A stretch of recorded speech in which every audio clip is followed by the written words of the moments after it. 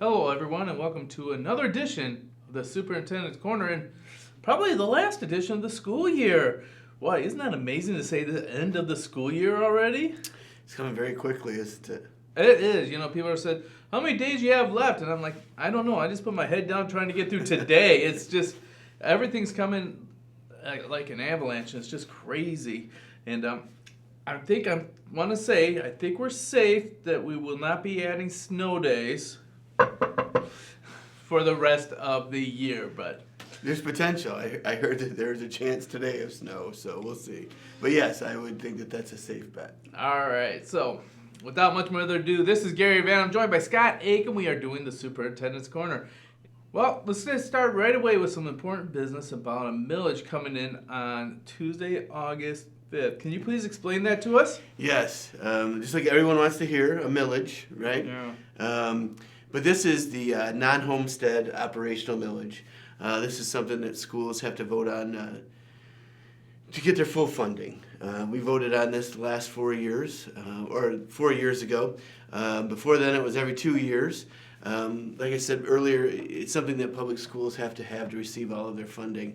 This came about during Proposal A back in 1994. I don't know if you remember that, Mr. Vanna, but I was out of school and I can remember my parents talking about it.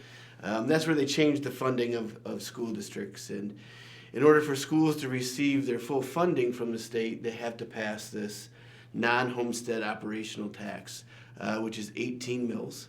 It generates about $1.9 million a year for McBain schools. Now, if this doesn't pass, McBain doesn't receive the full state funding. So if it doesn't pass, the state won't give us our per pupil allotment. They'll cut us $1.9 million. This year, though, we are also asking for a Headley override on this. So it's confusing. What I'm going to tell you, I'm going to try to break it down as easy as I can. Okay? So the state can come in and lower property taxes if property values raise higher than the rate of inflation.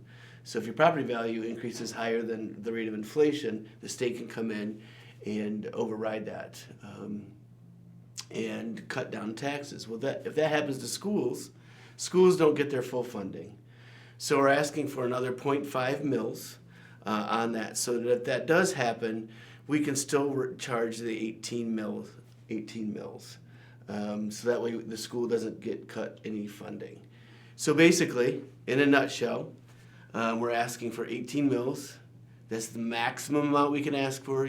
Non-homesteads will not be taxed more than 18 mils. Coming up on August 5th. This is a renewal. This is something that we vote on regularly. Like I said, it can be confusing. But if you have any questions or anything, please reach out to me, and I can do my best to explain it. I always say there's 3 things that you can always do in a school election or any election. You can vote yes, you can vote no, or don't vote. Those are your 3 options. So, I'm a simple-minded person who lives in the McBain School District. Mm-hmm. If this passes, how much is it going to cost me personally? On your homestead? On my homestead on additional taxes. Yep, so your homestead, your principal residence, it will not cost you anything more. This is a tax on business, vacation properties, anything that is not a part of your principal residence or your homestead on your tax bill. Okay. And most farms are also excluded from this tax. Excellent. All right. So it cost me nothing more? I wonder how to vote. So with that being said, we had a millage sinking fund that we just passed a couple of years ago. It was a huge shot in the arm to the school, and we're about ready to see some benefit of it coming very soon. What is that? Yep, so we just had 4 new buses delivered on the 16th of May. We ordered those back in this past fall. So these are the last round of buses that we have, which is been a huge benefit to the district. A huge plus. It's really helped us in maintenance costs, but it's keeping buses on the road as well. We're going to put 2 of them off to the side. We purchased 4, so that way we could get a lower rate, right? So that they were cheaper. Yep. and we're going to put 2 on our sub runs to save miles on those, and then rotate them in when we were originally planning to buy them. But yeah, so a huge shout out to the voters, to thank you to the community for that. Another huge benefit is tonight we host our Highland Conference track meet. Yeah. We would not have been able to host this track meet had we not been able to repair or replace the track that we did because of the voter support. So thank you for that too. Well, not only are we're able to host the Highland Conference track meet. Before we couldn't host any meets. Correct. Correct. Yeah. So, all right. So we have that. Along that same vein, I'm going to go a little bit out of order, mainly because I'm going by memory now. What improvements or things are we doing over this summer for the school? Yeah, so this summer, got a lot of things planned. We're getting, the biggest thing is our roof replacement. We have old parts of our roof. I think the oldest part was from the late 80s and then early 90s. That wasn't that old. I just want to say that was only like 15 years ago. Yeah, so we'll be replacing all of the roofs that need to be replaced, which we're excited about. This past winter and spring, we saw a lot of leaks again in our old parts of the roof. Once this is completed this summer, we will have our oldest section of the roof will be 2016, Wow. Which is a huge bonus for the district.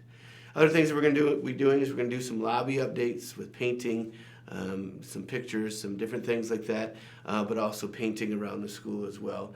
As you know from your home, just sometimes a coat of paint makes a huge difference in an area. So updating some of that stuff, excited to get that going.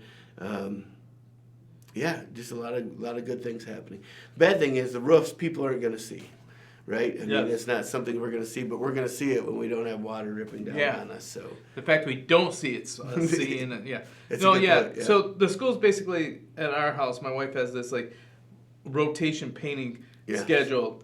This bedroom this year, the next bedroom the next year, and we rotate around the house, painting a different room each year, so it's not all at once and nothing's in disarray. So. Yep, that's a wise plan. And that's the one you're basically going with We're hoping, we're hitting the hallways first. Okay. Yep, and some classrooms. So. All right. Hey, there's a really exciting program that you guys are offering this summer through Tammy Eisenga. Yes. Can you explain that to us? Yep, so we're offering our summer food service program again.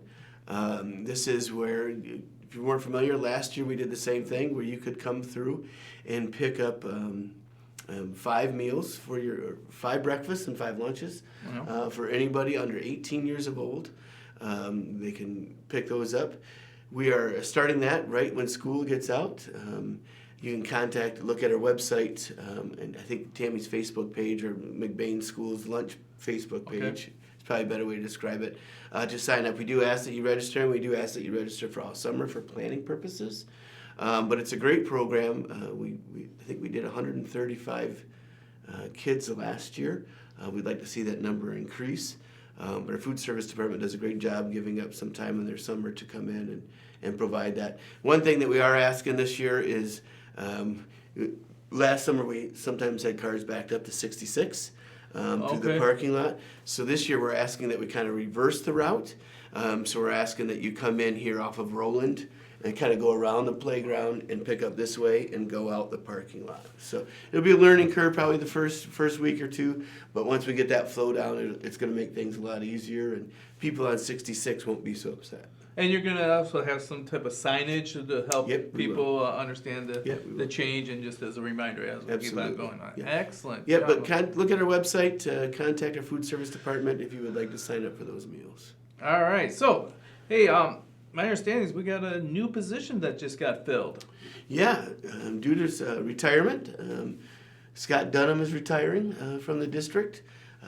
Excited for him, sad for us, but we are excited. But we have Russ Rodenbaugh, who's been driving bus for us 13 or 14 years. I can't remember off the top of my head, but we'll be sliding into that position. He's kind of already in that position, learning under Scott and working together as they make that transition. We're excited. We're excited to have Russ step into that role, and we're excited to see Scott's new adventures. and we know it's going to be a smooth transition. Now Scott's gonna be around every now and then to kind of help out, right? Or is he just gonna? We'll see. He may just ride off into the sunset. I don't know. Okay. No, knowing Scott, if we need help, he'll be willing to come in and offer some advice. So is Scott the only retiree? No, we have one more. We have Leanne Sycamore. Oh wow. Mrs. Sycamore is also retiring this year. She's taught middle school English, I want to say for 30 years.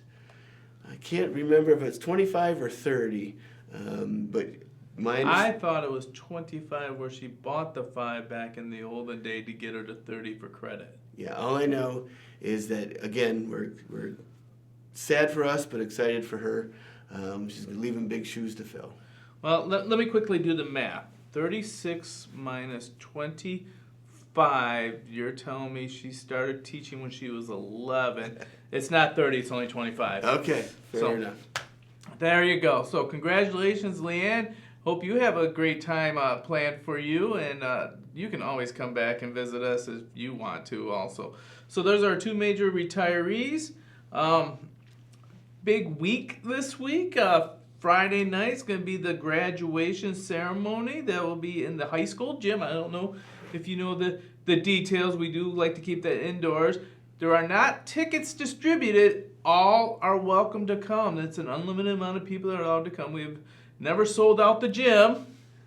It would also be streamed live on the Rambler Review for family that can't make it to the school, or if you need to go out in the hallway. Suppose you have a young one that's not settling down or just needs to spread their wings a little bit. It will be going on in the hallway. Also, the Tech Deck does a fantastic job on the production of the whole ceremony. So it'll be a great night to say goodbye to those seniors. And then, what's left for the school year after that? Just finishing up exams.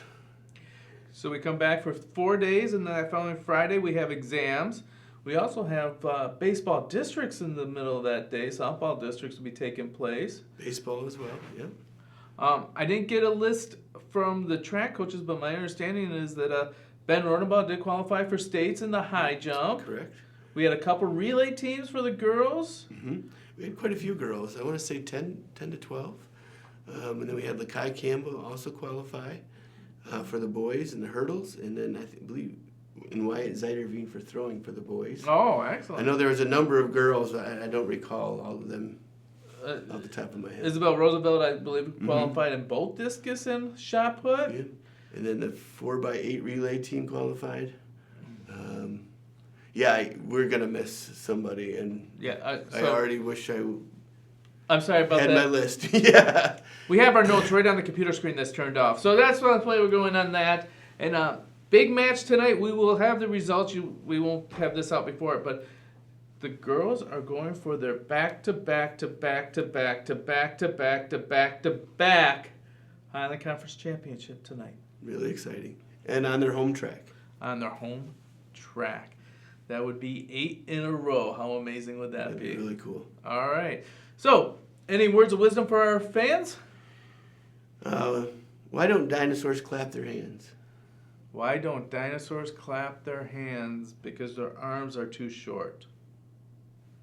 Because they're extinct. Okay.